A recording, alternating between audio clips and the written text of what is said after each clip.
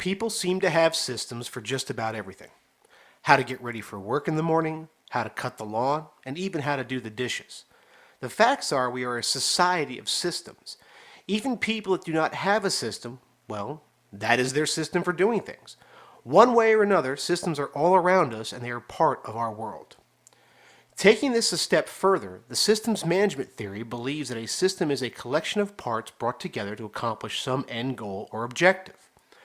Looking at it from that perspective, if one part of the system fails or is taken out, the system itself cannot work. Think about if you have a system to get ready for work in the morning, and part of that system is taking a shower. If there's no hot water, or worse yet, no water at all, the system breaks down and it is changed.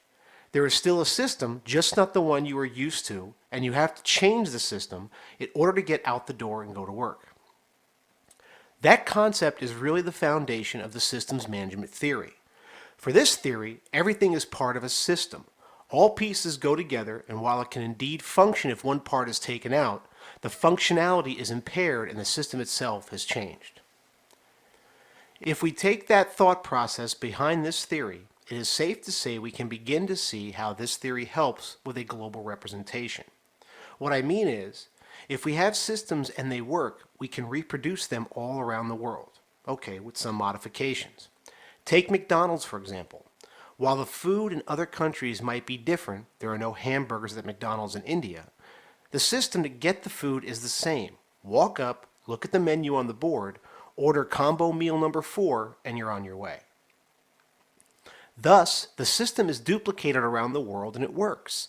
Again, we do have to make some modifications, and I do not want you to think that one system works the same everywhere.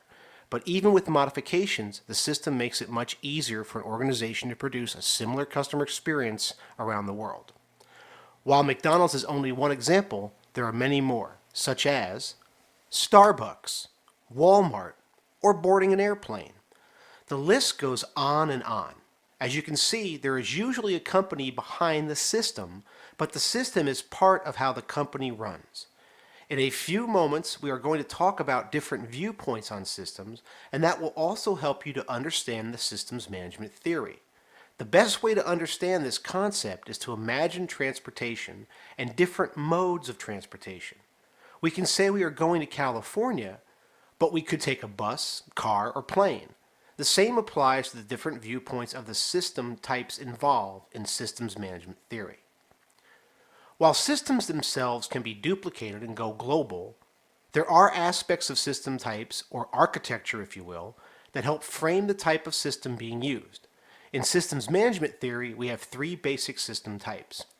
Open system, a system that continually interacts with the environment around it. For example, a manufacturer might use several different suppliers of flour to make the product they produce, or an organization might have to move or change as the demands of consumers change. Closed system is the opposite of an open system. It is a system or company independent of the environment around it.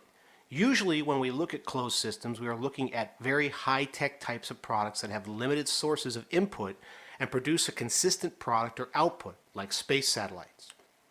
In fact, satellites are produced in a protected environment like a lab to ensure there's no contamination. One of the simplest images that can help you grasp these first 2 types is a jar. When it's open, it's an open system. It can interact with air, water, and anything else around it. When it has a lid on it, it's closed system. It can only interact with what's inside the jar. There are no outside influences on it. The third basic type is a subsystem. This is much easier to understand. This is a system that is part of a larger system, much like how the train system around an airport can get you from terminal to terminal, the larger part of the system. Another way to get a mental image of subsystems is to think about the human body. One large system makes us what we are. However, we have the subsystems of the digestive system, nervous system, and circulatory system contained within us. The different types of systems exist, as odd as this sounds, where they are needed. It is best not to really look at them as separate systems, but rather as a viewpoint on what type of system, or we could say product, is present. Like our example of the company that needs flour, It is only an open system because the company does interact with the environment around it, a wide range of suppliers, and then ultimately a wide range of consumers. A closed system could be represented by the messages one might get from corporate headquarters. Those messages go out and tell you what to do, and they are not looking for feedback or interaction. Do not get confused about the fact that when we talk about systems here, we are not talking about the specific steps it takes to produce a product. We're talking about whether those steps, taken together, have the characteristics of an open, closed, or subsystem. No matter what system is present, there are times when the system will work right and have synergy, or order to a process where all the parts work harmoniously and in unison with each other, or there are times that entropy will be present, and that is discord or a lack of predictability, a gradual decline into disorder. In other words, either things work together or they do not. No matter what system you have, open, closed, or subsystem, there can be either synergy or entropy present. It is a matter of how the managers producing the product want the system to work. Do they want everyone to be on the same page and work in unison with each other as a team, like a pilot and a co-pilot of an airplane? Do they like it when there is discord and people compete or fight against one another, like a sales team where natural competition and discord is sometimes preferred? No matter what system, organization, or process is present, there will be varying degrees of synergy or entropy present. It is up to a manager to manage these areas and promote or remove them from the situation. Remember, the systems management theory believes that a system is a collection of parts brought together to accomplish some end goal or objective. Also, within that thought process, we have different system types. Open system, a system that continually interacts with the environment around it.